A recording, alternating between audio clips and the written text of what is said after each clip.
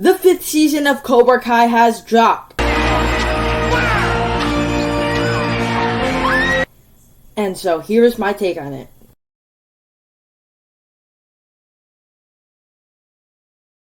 Hi, my name is Nick, and I talk about a bunch of movies on this channel. If you're new here, down below in the comment section, share what you thought of the 5th season of Cobra Kai. Also, I'll try not to go into spoilers in this review, so even if you haven't seen the season, you probably have, then you could watch this video. If you enjoy this video, click that like button, be sure to subscribe, more content is over there on my channel. With that said, let's just get started talking about the good. And a great thing about this season of Cobra Kai is that it is just as binge-worthy and watchable as all of the other seasons previously. There are more conflicts and tension every episode. It's one of those seasons where you promise yourself you're just going to watch 3 episodes and you end up watching 10 the whole season. And so that is a very special element that this show has had ever since season 1. Also, it moves forward properly, so it just gets right to the point from the very first episode about stopping our main villain, Terry Silver. There are higher stakes and danger, and the stakes are very high, and because the stakes are very high, the danger is, very tense as ever. By the end of it, it could just have extreme amounts of satisfaction as you feel the payoff. You feel their victory at the end, and I just thought that was very nice when as an element for this season. Speaking of that, let's put our thoughts onto Terry Silver right now, who I think personally is the best villain that we have gotten in this show thus far. I mean, I liked Kreese, but I thought he was a bit 1 or 2 dimensional, while Silver was the bigger bad, the one who's interesting, the one who's manipulating people more. Cobra Kai now has more students than ever before. And I just thought that was just a nice villain ever since he first appeared in season 4. Also, what we gotta talk about here is the intense drama, whether you're talking about the adult drama or the teenage politics going on in the show. You care about each of them in different ways, just like you did in the previous 4 seasons. That is also another element of what makes Cobra Kai work. And like I said, there's some amazing moments and satisfactions in here. And speaking of amazing moments, you gotta talk about these amazing Johnny moments, as Johnny is just being as Johnny as he was in the last seasons. Why you guys named Michael? It's Michaela. Whatever. And speaking of Johnny, this might be the season where he has the greatest, biggest character growth.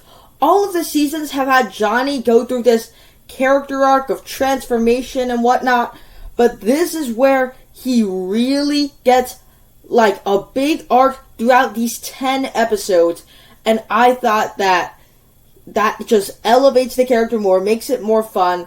But there's also a bunch of other fun characters also, whether you're talking about returning characters like Daniel, or the teenagers, or our new character, Chozen, who's not just a cameo in season 3, but now or at the end of season 4, but now he's a main plot.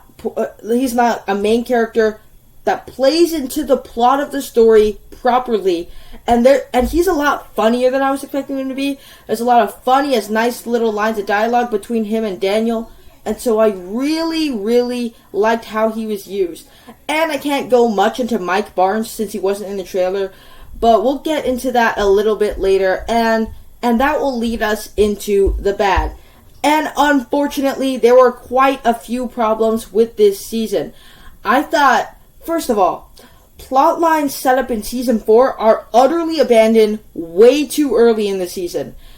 At the end, they set up something involving some characters going to a different place, and I think that's abandoned way too early on, and it's not really important to what happens in this story.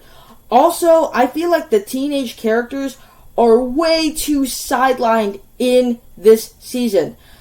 I understand that this show moves away from that and is all about the character drama between Silver and our people playing out a master plan, but none of that felt like it was complete without the teenagers. They're more like people in the background. They don't play a major part into the story.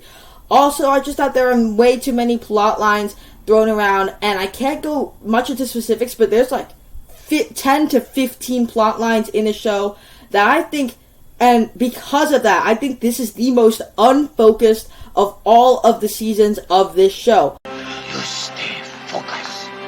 Also, while we're talking about Mike Barnes, I just thought he was very oddly used in the show, and it must have been a scheduling conflict or whatnot. Hopefully in the next season he's used better, but as of right now, I just didn't like how he was used.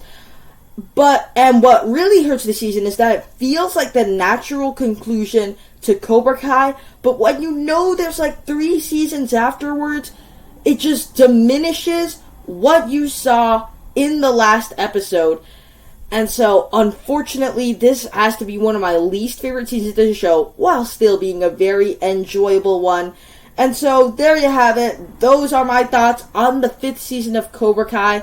It's still very watchable. I have some issues with it. Down below in the comment section, share what you thought of Cobra Kai Season 5 over on my channel. There's more content. Check those out right now. Be sure to subscribe. Thank you guys so much for sticking around to the end. I'll see you in the next one.